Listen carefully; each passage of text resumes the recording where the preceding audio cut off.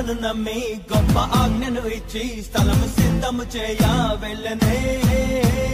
ఆత్మను పంపి తన శక్తితో నింపి తనకు సాక్షులుగా మనల చేసనే.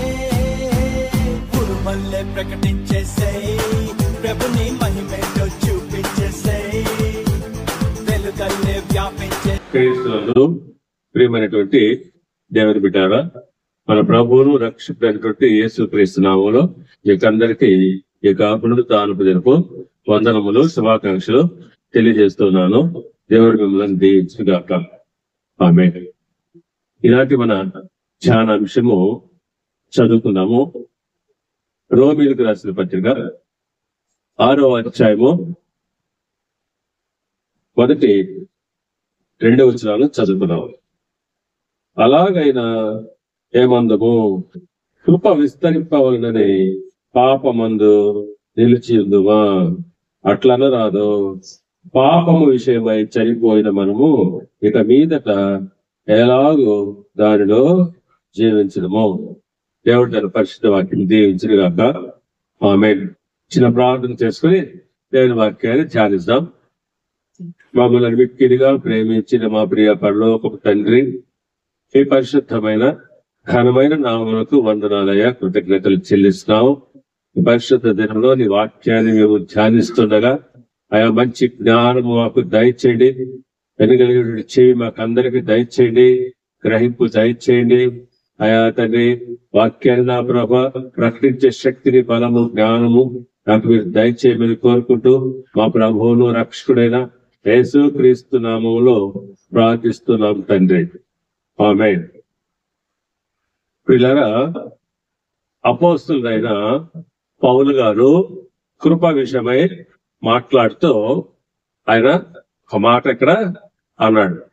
పాపము ఎక్కడ విస్తరించునో అక్కడ కృప విస్తరించును అన్నాడు. అంటే పాపము ఎక్కువగా విస్తరించుండే చోట కృప కూడా అపరిమితంగా విస్తరిస్తుందని ఆయన చెప్తున్నాడు.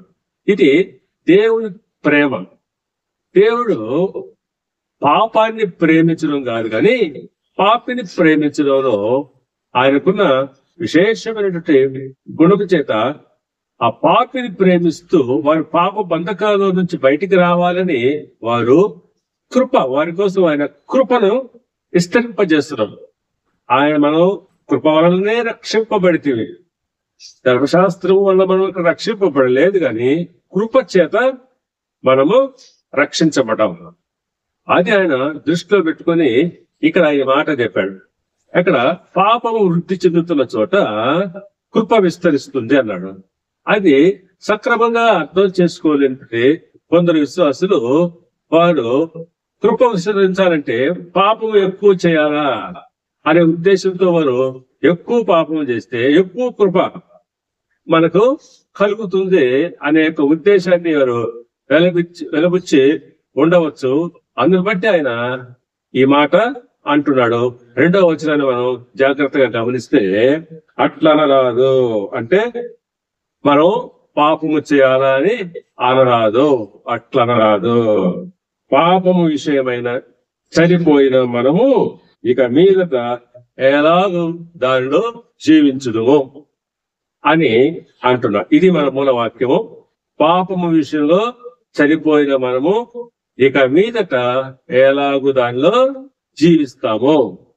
చూడండి పిల్లగా, ఇక్కడ మనము పాపం విషయమై చనిపోవడం అంటే ఒకసారి మన పాపాల నిమిత్తం మన పాపాన్ని వదిలివేసుకోవడం, పూర్తిగా చనిపోవడం అంటే దాన్ని పూర్తిగా విడిచిపెట్టడం. మరలా అదే పాపంలో మనం ఎట్లా నిలిచి ఉండగలమో, ఒకసారి నువ్వు పాపాన్ని విడిచిపెట్టిన తర్వాత తిరిగి మళ్ళా అదే పాపము ఏ విధంగా చేస్తారు అని ఆయన అంటూ ఇక్కడ 3వ వచనంలో ఆయన చక్కటి ఉదాహరణను మనకు చూపిస్తా ఉన్నాడు. 3వ వచనంలో, క్రీస్తు యేసులోనికి బాప్తిజము పొందిన మనమందరము ఆయన మరణంలోనికి బాప్తిజము పొందితమని మీరెరుగరా. ఇక్కడ ఆయన ఈ యొక్క అధ్యాయంలో మీరెరుగరా, మీకు తెలియదా అనే క్వశ్చన్స్ ఇక్కడ ఎక్కువగా ఆయన వాడినాడు. మీరు ఎరుగరా అనగా క్రీస్తు యేసులోనికి బాప్తిజం పొందినటువంటి వారమైన మనము ఆయన మరణంలోనికి బాప్తిజం పొందినామనే విషయం మీకు తెలియదా అంటే మీకు తెలుసు. ఇక్కడ స్పష్టంగా మనం అర్థం చేసుకోవాలి. ఇప్పుడు బాప్తిజం అనేటువంటి పదానికి ఉన్నటువంటి అర్థాన్ని మనం ఒకసారి గమనిస్తే ఇది ఒక గ్రీకు భాష నుంచి వచ్చిన పదం. బాప్తిజం అంటే గ్రీకు పదానికి తెలుగులో యాజ్ ఇట్ ఈజ్ గా అనువదిస్తే ఇది ముంచబడిన, ముంచడం అంటాం. ముంచబడిన లేదా ప్రవేశించడం అనే అర్థాలు వస్తాయి. ఇక్కడ ముంచడం అంటే ఏదో నీళ్ళల్లో ముంచడాన్ని బట్టి మనం ముంచడం అని అనుకోవడానికి వీలు లేదు. అలా ముంచడం కాదు. ఇది క్రీస్తులో ఐక్యతను సూచిస్తుంది. ఒక ప్రత్యేక సంబంధంలో క్రీస్తులో మనం ప్రవేశించడం అని అర్థం. అది బాప్తిజానికి ఉండేటువంటి అర్థం. గమనించండి, ఆయన ఆధ్యాత్మిక దేహంలో మనం ఒక అవయవముగా మార్చబడమే బాప్తిజము. కొరింథీయులకు రాసిన మొదటి పత్రిక 12వ అధ్యాయము 13వ వచనం.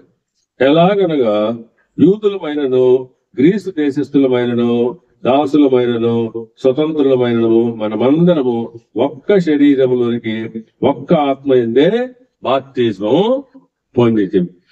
ఒక్క శరీరంలోనికి ఒక్క ఆత్మ ఎందే మనం బాప్తిజం పొందాం. మనమందరము ఆ ఒక్క ఆత్మను పానం చేసేవారు. కాబట్టి శరీరము ఒక్కటే, అవయవములు అనేకమైన అవయవములుగా ఉన్నట్టుగా మనమందరము క్రీస్తులో ఒక్కటిగానే ఉంటున్నాము అనే అర్థం వచ్చేదే బాప్తిజం అంటే. మన పాత జీవితం అనేటువంటిది నీటిలో మునగడం ద్వారా నీ పాత జీవితం అనేది సమాధి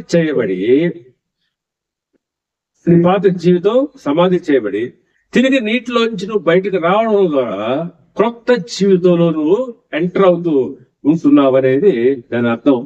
అవును, బాప్తిజం అంటే మన పాత పాప జీవితంలో నీటిలో సమాధి చేస్తున్నాము. నీటిలోండి బయటకు రావడం అంటే పునరుద్ధానానికి అనగా తిరిగి జన్మించడానికి సాదృశ్యంగా ఉంటున్నది. కాబట్టి ఇలా ఒక్కసారి క్రీస్తులో బాప్తిజము పొందినామంటే ఆయన మరణ పునరుద్ధానంలో పాలివారమైనాము. ఇటువంటి వారమైన మనము మరలా ఆ పాపపు జీవితంలోకి ఎలా వెళ్ళగలము? అలా వెళ్ళడం అంటే కుక్క వాంతికి తిరిగినట్లే. కాబట్టి మనం ఒకసారి విసర్జించిన దాన్ని తిరిగి మళ్ళా దాన్ని ఏ రకంగా మళ్ళా హత్తుకుంటాము. చూడండి, గలతీయులకు రాసిన పత్రిక 3వ అధ్యాయము 27వ వచనం. క్రీస్తులోనికి బాప్తిజము పొందిన మీరందరూ క్రీస్తును ధరించుకొని ఉన్నారు. క్రీస్తులో బాప్తిజం పొందిన మనమందరము కూడా క్రీస్తును ధరించుకున్నాం.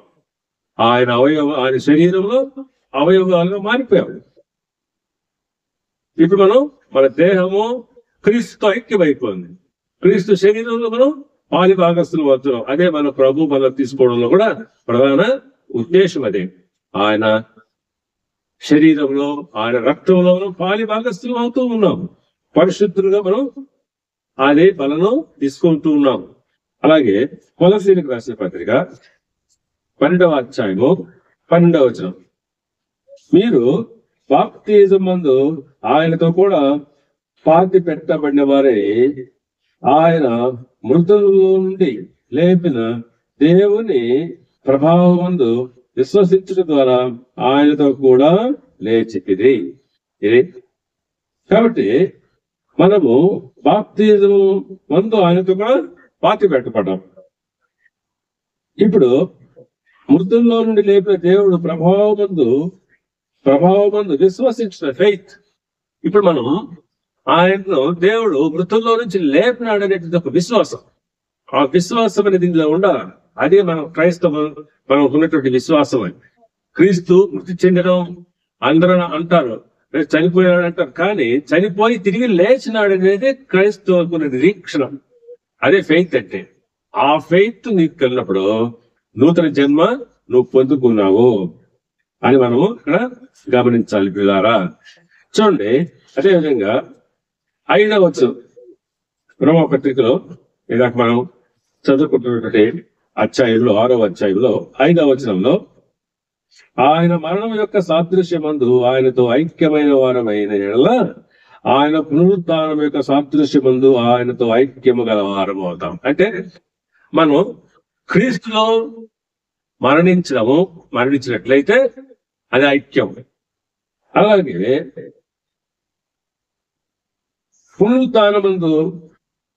పునరుద్ధానం యొక్క సాదృశ్యంలో ఆయనతో ఐక్యము గల వారం కావాలి. అనగా క్రీస్తు పునరుద్ధానుడైనాడు కాబట్టి మనం కూడా పునరుద్ధానం అయినాం. అనగా మన పాత జీవితాన్ని వదిలేసి మనము క్రొత్త జీవితాన్ని తీసుకున్నాం. అది కాబట్టి ఆయన మరణములో పాలి భాగస్థులమైనబట్టే అది ఆయన మరణము మనము చనిపోవడం అంటే సాదృశ్యంగా తీసుకోవాలి. కాబట్టి ఆయన మరణ పునరుత్థానాలు మనకు సాదృశ్యంగా ఉండాలి. ఆ విధంగా మనము ఉండాలి అనేది దేవుడి వాక్యం. కాబట్టి పిల్లరా, మనము క్రీస్తులో మన నూతన జీవితాన్ని ఆస్వాదించడం ఆనందించడం. ఎందుకంటే మనము ఆయన మరణము మరియు పునరుత్థానంలో ఆయనతో కలిసి జీవించడం. మన దుష్ట కోరికలు, పాప బంధము మరియు పాపం పట్ల మనకున్న మక్కువ ఇవన్నీ చచ్చిపోయాయి. ఇప్పుడైతే మనము ఆయన పునరుద్ధాన జీవితంలో ఐక్యమైనాము. అంటే ప్రేమ, సమాధానము, శాంతి, మంచి గుణాలు ఇవన్నీ కూడా మనము ఇప్పుడు పొందుకొని ఉన్నాం. దేవునితో ఐక్యమై దేవుని స్వారూప్యంలోనికి మార్చబడ్డాము. మనము దేవుని పోలికగా మనము తీర్చబడ్డాము. కాబట్టి ఇప్పుడు మనకు దేవునితో అవిచ్ఛిన్నమైనటువంటి సహవాసం అనేది ఉంటుంది. పాప పని పట్టులోంచి మనకు విముక్తి లభించింది. క్రీస్తులో మనము నూతన జీవితానికి మరియు మన పాప స్వభావానికి మధ్య ఉన్నటువంటి ఆ తేడాను మరింత ఎక్కువగా మనం తెలుసుకోవడానికి కొన్ని రెఫరెన్స్లు మనం చూద్దాము. ఎఫెసీయులకు రాసిన పత్రిక 4వ అధ్యాయము 22-24 చదువుకున్నాము. కావున మునుపటి ప్రవర్తన విషయంలోనైతే మోసకరమైన దురాశల వలన చెడిపోవు మీ ప్రాచీన స్వభావమును వదులుకొని, మన ప్రాచీన స్వభావం అంటే మోసకరమైనటువంటి దురాశలు, ఇదంతా కూడా మన పాప స్వభావం. దాన్ని విడిచిపెట్టి వదులుకొని 24వ వచనం, నీతియు యథార్థమైన భక్తి గలవారమై దేవుని పోలికగా సృష్టింపబడిన నవీన స్వభావమును ధరించుకుందాము. ఇది మనము తెలుసుకోవాల్సినటువంటి సత్యం. బాప్తిజానికి ఉన్నటువంటి ఆ యొక్క ప్రాముఖ్యమైనటువంటి అంశం. రెండవది కొలస్సీ 3వ అధ్యాయము 8-10 వచనాలు. రైట్, కొలస్సీ 3వ అధ్యాయము 8-10. ఇప్పుడైతే మీరు కోపము, ఆగ్రహము, దుష్టత్వము, దూషణ, మీ నోట బూతులు వీటన్నిటినీ విసర్జించండి. ఇవి పాపపు జీవితం. ఇవన్నీ మృతం అయిపోయి ఇవన్నీ చచ్చిపోవాలన్నమాట. ఏంటివి? మళ్ళీ ఉండేటువంటి కోపం అయితేనేమి, ఆగ్రహం అయితేమి, దుష్టత్వం అయితేమి, ఇవన్నీ కూడా మనకి చాలా సింపుల్ గా కనిపిస్తాయి. కానీ ఇవి కూడా పాపపు స్వభావం. వీటిలో మనం మరణించాము. ఇవన్నీ కూడా మన జీవితంలో మనం ఎప్పుడైతే రక్షణ పొందుకున్నామో, ఇవి మనం రక్షణ పొందుకున్నట్టు వాటిలో నూతన జీవితాన్ని బాప్తిజం తీసుకున్న వాటిలో ఇవి కనిపించకూడదు. కాబట్టి వాటిని మనం విడిచిపెట్టినప్పుడు దాన్ని మనం ప్రత్యేకించి ఏదైనా ప్రాచీన స్వభావం దాని క్రియలు అంటే దాని పనులతో సహా మనం ఏం చేయాలి? పరిత్యజించి జ్ఞానము కలుగు నిమిత్తము దాన్ని సృజించిన వారి పోలిక చూపి, దేవుని పోలిక చూపి. దేవునికి ఇవన్నీ ఉంటాయా? మనం ఇప్పుడు చెప్పుకున్నవన్నీ దేవునికి ఉండవు. కాబట్టి దేవునిలో ప్రేమ, సమాధానము, సంతోషము, శాంతి ఇవి ఆయనలో ఉంటాయి. ఇవి మనం కలిగి ఉన్నప్పుడు అప్పుడు మనం ఆ యొక్క పాపములో నిలిచి ఉండలేదు అనేది మనం స్పష్టంగా అర్థం చేసుకోవచ్చు. కాబట్టి పిల్లల చివరిగా నేను ముగిస్తున్నాను. ఇప్పుడు చెప్పండి, మనము కృప విస్తరించాలని ఇంకా పాపములో మనము ఎలాగూ నిలిచి ఉంటాం. దేవుని బిడ్డగా మనం జీవిస్తూ క్రైస్తవ మనం చెప్పుకుంటూ మనం జీవిస్తూ ఈ లోకంలో ఇతరులకు మాదిరికరమైన జీవితం మనం జీవించాల్సిన అవసరత ఎంతైనా ఉంది. అటువంటి జీవితం మనం జీవించకుండా ఇంకాను ఆ ప్రాచీనపు పురాతన స్వభావాన్ని కలిగి ఉండి ఆ పాపంలోనే బ్రతుకుతూ ఆ అలవాట్లు ఆ పద్ధతులు అదే రకంగా నడుచుకుంటూ ఉంటూ నేను కూడా క్రైస్తవుని, నేను కూడా విశ్వాసి అని చెప్పుకోవడం ఎంతవరకు కరెక్ట్ అని పౌలు గారు ఇక్కడ మనల్ని హెచ్చరిస్తున్నాడు. ఒకసారి పాపములు విషయమై చనిపోయిన మనము ఇక మీదట దానిలో ఎలాగో జీవిస్తాము అని ఆయన మనల్ని హెచ్చరిస్తున్నాడు. కాబట్టి పిల్లరా ఆ హెచ్చరికను మనం గుర్తించుకొని ముందుకు సాగాలని మీకు ప్రేమపూర్వకంగా తెలియజేస్తూ ముగిస్తూ ఉన్నాను. దేవుడి వాక్యం దీవించి ఆశీర్వదించి వర్తిల్ల చేయను గాక. ఆమేన్. ఇప్పుడు మన పరమ తండ్రి అయిన దేవుని ప్రేమయు ఆయన కుమారుడును మన రక్షకుడైన యేసుక్రీస్తు యొక్క కృపయు పరిశుద్ధాత్మ దేవుని యొక్క అన్యోన్య సహవాసము సమాధానము శాంతి ఇప్పుడు ఎల్లప్పుడూ సదాకాలము మనందరి మీద ఉండునుగాక. ఆమేన్.